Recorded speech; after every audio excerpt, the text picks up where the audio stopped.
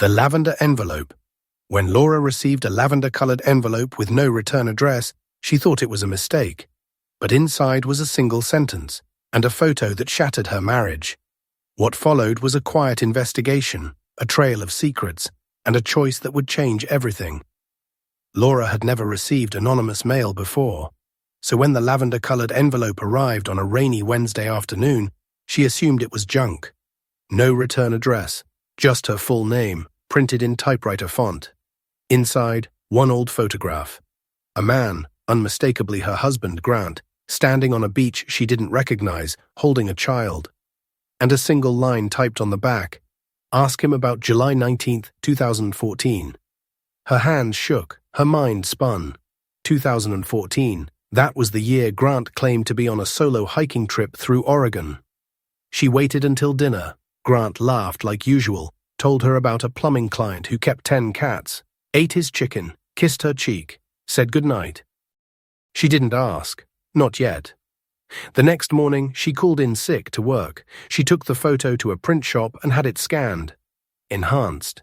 The beach had a signpost in the background. Silver Bay. A place in Northern California, 6 hours south of where Grant claimed to be that week. The child in the picture looked around 4 years old. Grant had no siblings, no nieces, no nephews, no explanation. Laura began digging. She found the receipt folder Grant kept in the filing cabinet. Gas, food, camping gear, all receipts from July 2014. But something felt off. Too perfect, too linear. She took them to the local hardware store. "See these?" the clerk said. "These were printed last year. We updated the receipt style in 2023. Forged. Her stomach dropped. That night she checked his phone while he showered. Nothing suspicious, but under his Notes app she found an address. 1143 Graymont Drive. No title, just the numbers. She looked it up. A small residential neighborhood outside Fresno, 8 hours from their home in Oregon. She took off work Friday. Graymont Drive was lined with dry lawns and pale stucco houses. She parked 2 blocks away and walked. 1143 was quiet, no car in the driveway, no signs of life. She knocked. A woman answered, early 40s, brown hair, tired eyes. Laura's voice trembled. "I'm sorry. This is strange. Do you know a man named Grant Collier?" The woman's face changed. "I do." She stepped outside, closed the door behind her. "I'm Michelle. I'm his wife." The silence between them was deafening. Michelle blinked. "He told me you died." The world tilted. They sat on the porch. Laura felt like a ghost inside her own body. "He's been visiting once a month," Michelle said. "Says he's on business. My son, Caleb, he's 9.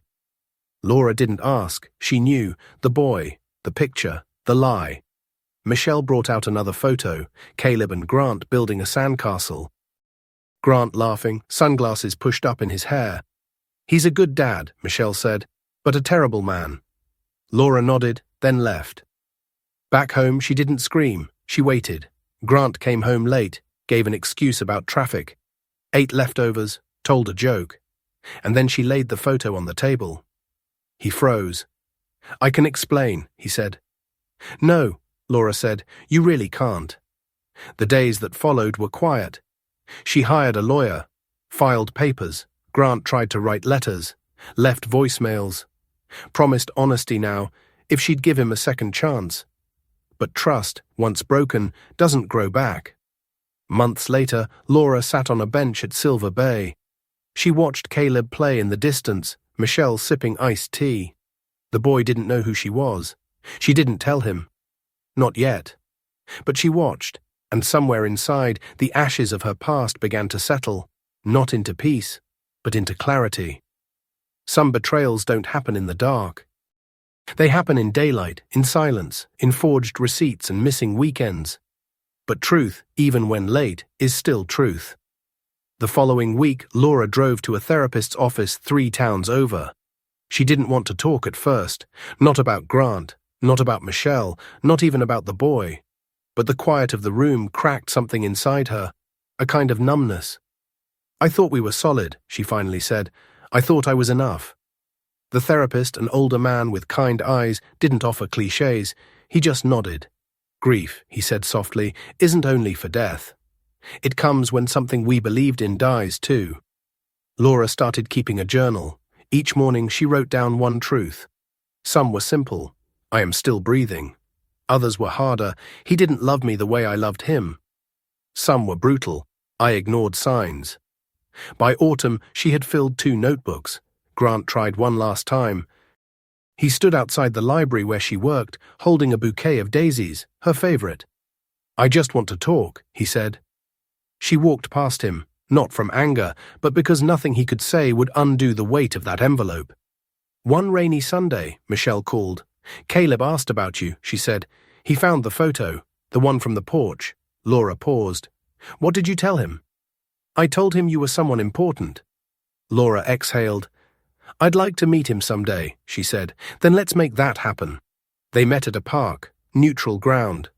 Caleb was shy, played with his shoelaces, looked up only when Laura offered a paper plane she'd folded from an old book page. He smiled, ran with it. Michelle watched from a bench, her face unreadable. Laura sat beside her. I don't know what this is, Laura said, or what it becomes. Maybe it doesn't need a name. They kept meeting, once a month, sometimes twice. Michelle never pushed. Laura never asked for more than Caleb gave. Slowly she watched the boy grow from a photograph into a person. Not hers. But somehow not a stranger either. On the 1-year anniversary of the envelope, Laura returned to her old beach chair on Silver Bay. This time she brought her own lavender envelope. Inside, a letter, short, honest, to herself. She sealed it, buried it under a flat stone near the shore, a marker of pain, of truth, of healing. Some wounds never close, but they stop bleeding, and that sometimes is enough. Spring came late that year. Laura found herself gardening again. She hadn't touched the soil since the divorce, but one morning she bought tulip bulbs from a roadside stall and dug her fingers into the cold earth.